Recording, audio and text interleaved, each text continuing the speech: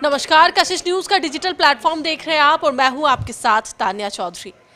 पूर्व विधायक अनंत सिंह का नाम आप सबने सुना होगा। फिलहाल वो जेल में हैं, लेकिन उन्हें पेरोल पर 24 घंटे की रिहाई मिली थी। अब इस 24 घंटे में उन्होंने जो बयान दिया है, वो बयान से राजनीतिक गलियारे में जो है हलचल बढ़ गई है। क्या है उस बयान के मायने, उस पर तो हम बात करेंगे। हमारे साथ हमारे सहयोगी आशुतोष चंद्रा और आशुतोष मिश्रा दोनों जुड़े हुए हैं। सबसे पहले आशुतोष चंद्रा जी से जानेंगे। 24 घंटे के लिए जेल से बाहर आते हैं उन्होंने एक ऐसा बयान दे दिया है, रिहाई या फिर विधाई की। अब उसके मायने क्या निकाले जा रहे हैं, और सबसे पहले ये बताएं कि वो बयान क्या था।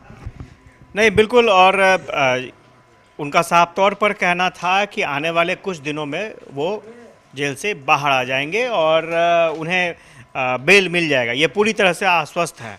और ये भी उनका दावा था कि उन्होंने हाई कोर्ट में अपील करने का फैसला ले लिया है और हाई कोर्ट जो है वो उनके फेवर में फैसला देगा। और उन्होंने ये भी स्पष्ट तौर पर कह दिया है कि आने वाले समय में वो चुनाव लड़ेंगे, क्योंकि जो पिछला उनका मामला था, जो उनके घर से बरामदगी का मामला था, bullet proof jacket, hand grenade का मामला था, उस मामले में उन्हें सज़ा हुई थी, लेकिन बाद में वो बाइज्जत बरी भी हो गए थे।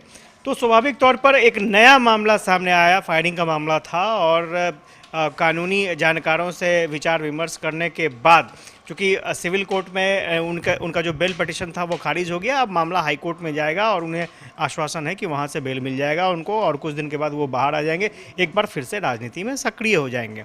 तो सवाल ये उठ रहे हैं कि अनंत सिंह चुनाव लड़ेंगे। तो ये सब लोग जानता है कि अनंत सिंह चुनाव लड़ेंगे। अभी उनकी पत्नी विधायक हैं, लेकिन अनंत सिंह किस सिंबल पर चुनाव लड़ेंगे ये अभी तक क्लियर नहीं है।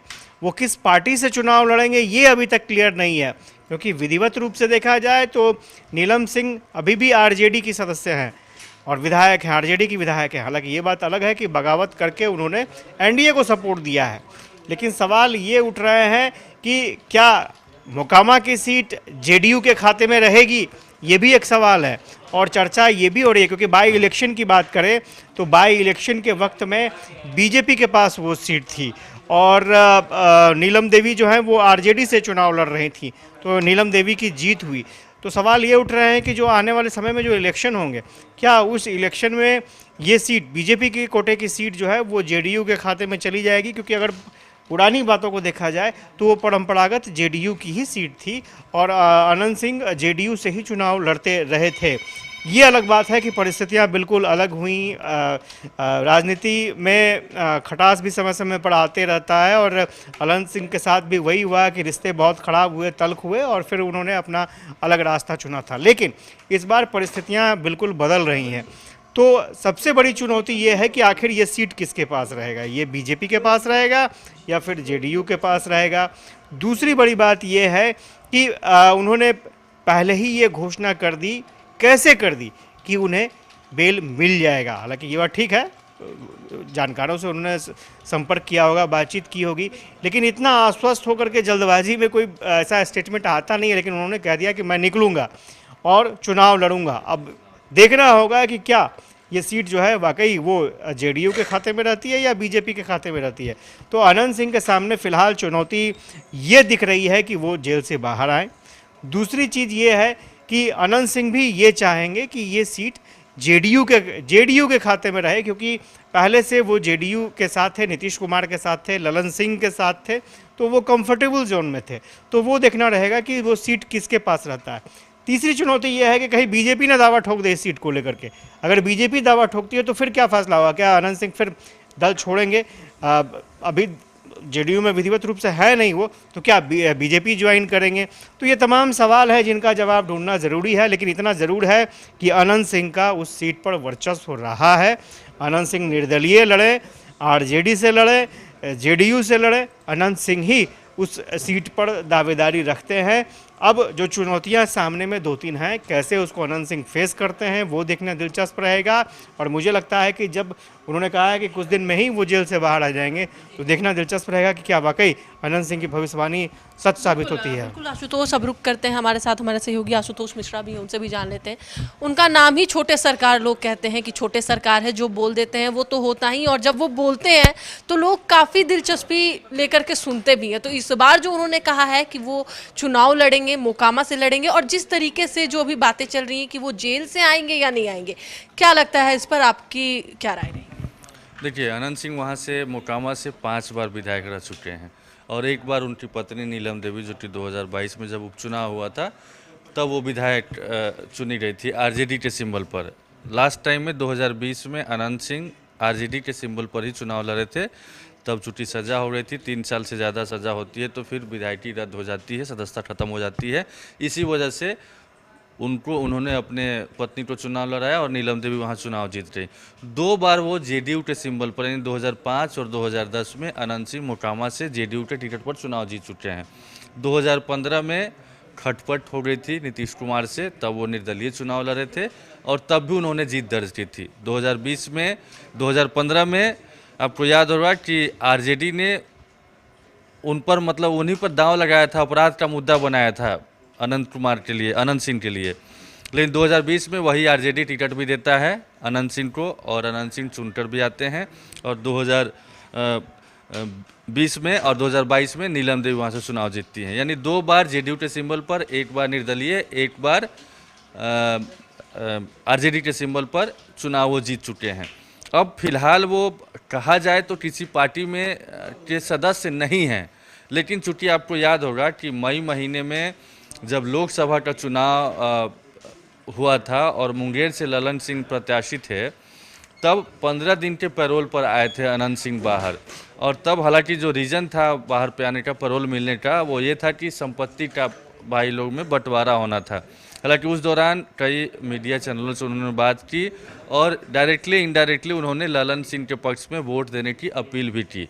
ललन सिंह किसके हैं? तो जेडीयू के प्रत्याशी हैं।